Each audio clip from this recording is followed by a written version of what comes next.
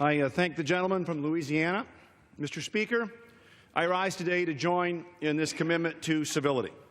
And first off, I want to thank all of my freshman colleagues on both sides of the aisle for participating today and going through the orientation and getting to know one another. It was a wonderful experience. I had the pleasure to talk with many of them over the last few weeks, and they share many of the same goals as I do, as this entire body does.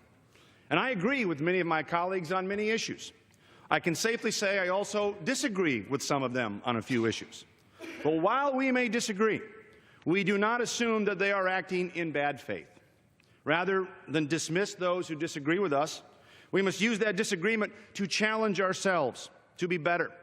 You see, this process isn't easy, and addressing the issues our nation is facing isn't easy either.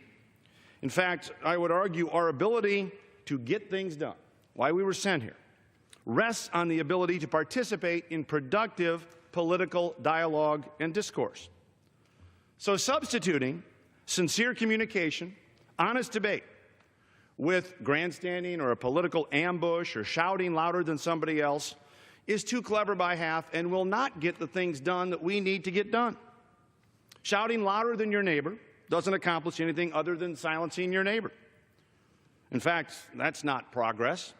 That's an affront to free speech and the ability to listen to all of those around us.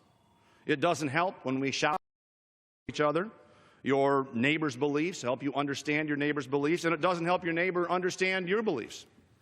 You know, I'm reminded of this quote that gets used all too often these days, but while I disapprove or might disapprove of what you say, I will defend to the death your right to say it.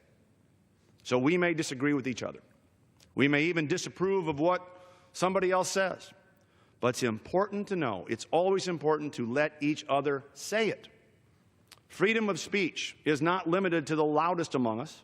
It is a right afforded to all of us. And of course, this commitment to civility doesn't mean we don't believe in the essence of free speech or the right and necessity to disagree with one another. We will.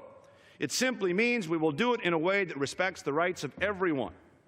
We believe, and so should those who oppose our policies, that the right to speak also entails the right to be heard.